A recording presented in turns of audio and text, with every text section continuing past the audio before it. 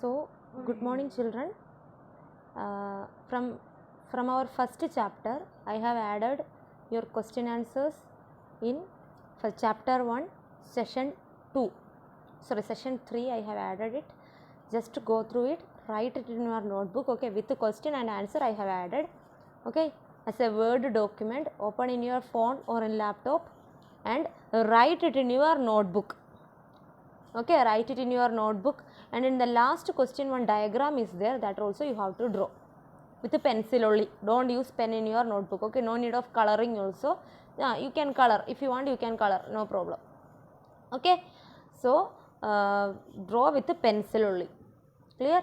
And so today we are going to start our next chapter, physical and chemical changes. Chapter 2, physical and chemical changes. So what do you mean by change? Change. What is a change? Change means from one form to another. A substance is making or its appearance is varying from one form to another. That is change, right? So it is of two types, that is physical change and chemical change. Okay. So you have studied the same in 7th standard also. And the introduction, changes occur every moment around us. In fact, they are an integral part of nature. In this chapter, we will see how changes are classified and study physical and chemical changes systematically. See, if introduction I am telling, if a seed it is sprouted and it will start to grow into a plant. Later it will grow up into a tree. Then it will start to give flowers, fruits, etc. Right? So that is a change. From a seed it have went to a tree, grown up into a tree. That is a change. We are human body from a small toddler to an adult. So that is a change. Understand? So how changes are classified? How a change is classified? It is classified into reversible change and irreversible change. What is reversible?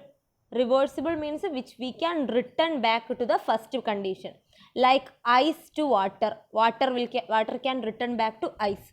That is a reversible change. Understand? The change is said to be reversible when the opposite change can be brought about by reversing the condition. So what is reversible change? The change in which the opposite change. So first condition, we can bring back the first condition. Okay, by reversing the conditions. So we can bring back the first substance or first state by reversing the condition. That is called reversible change. A change is said to be reversible and the opposite change can be brought about by reversing the condition. Example, ice melt to water and water freezes to ice. That is a reversible change. Okay, and the second one that we are going to study is, some examples are given here. A solid is heated, so it will melt to liquid, and when the liquid is again heated, it will go back to gaseous substance. And if we are cooling the substance, the gas will again return back to liquid, the liquid will again return back to solid. That is a reversible change. Okay, a solid melt on heating and the melt solidifies, so that is freezing, and on cooled, so the melting of a solid and also the freezing of a liquid is considered to be as a reversible reaction.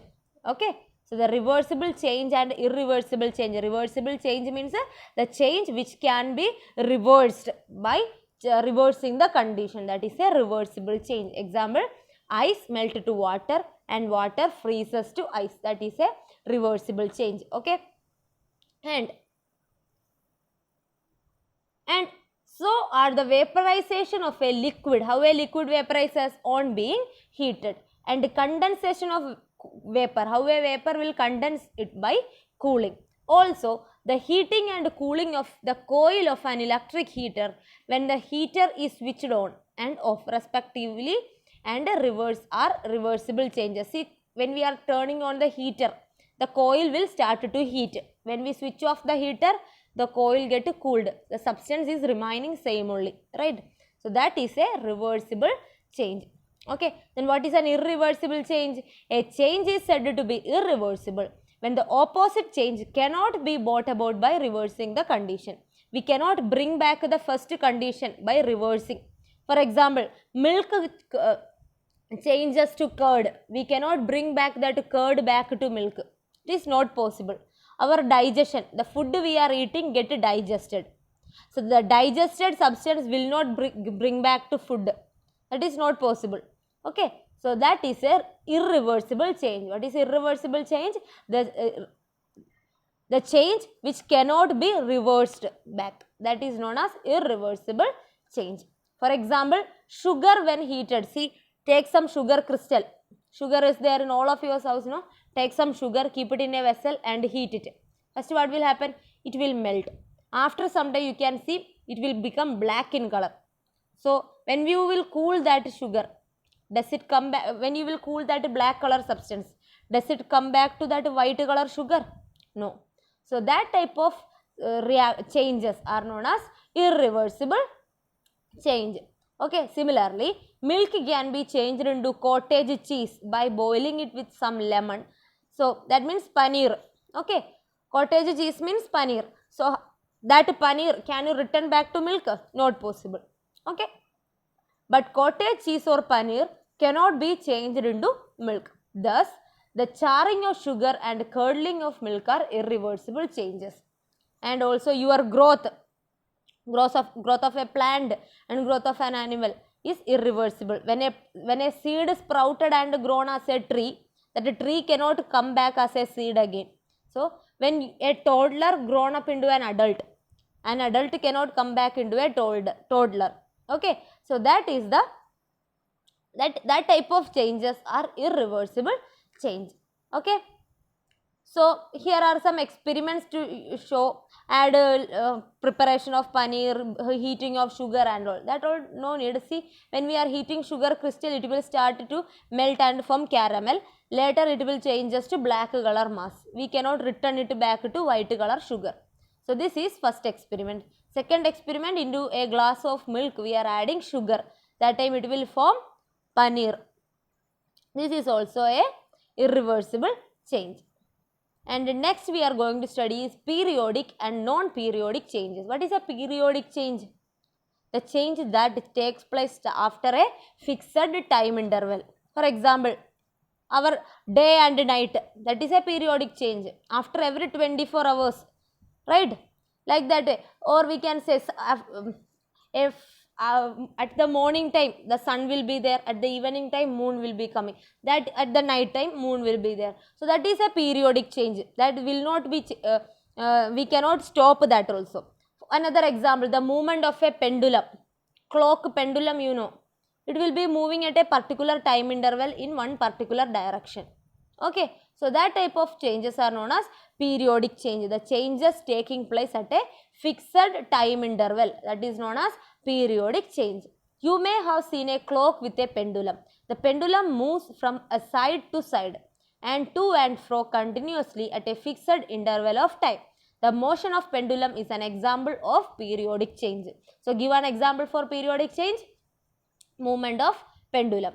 And the formation of day and night, that is also an example of periodic change. As you know, the moon changes phase gradually from full moon to new moon and again to full moon. So we know that there are 15 days for a moon to form full moon.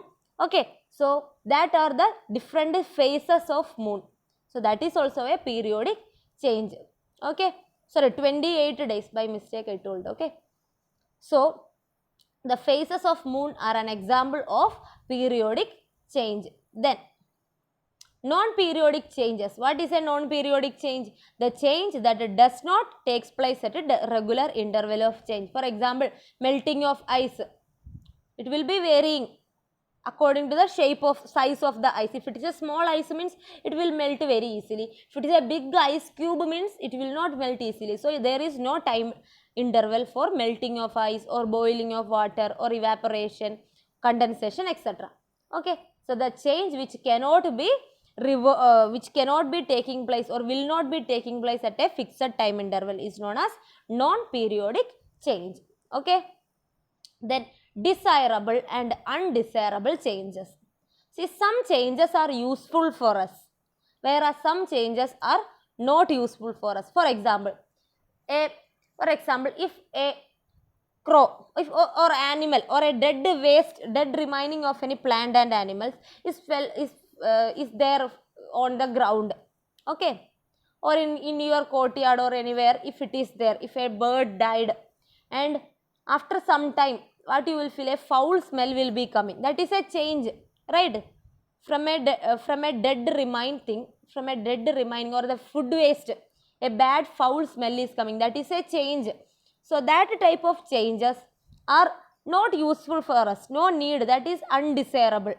The changes which are not useful for us are known as undesirable change, and the changes which are useful for us are known as desirable changes. For example, the digestion of food, that is useful for us because we will get proteins etc. from the food. That is a desirable change. The growth of plants and animals, that is a desirable change etc.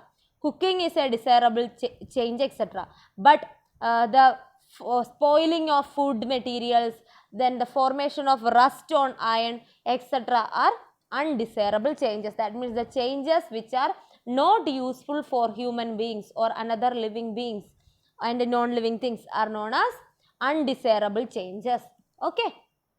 So up to here, that means up to page number 9. All of you read your textbook. So, and one more thing, again and again I am repeating, in your first chapter I have added your question answers. All of you write the question answers in your notebook, and one diagram is there in the last question answer, long answer. Draw the diagram with a pencil. Okay, if you want you can color also, no problem.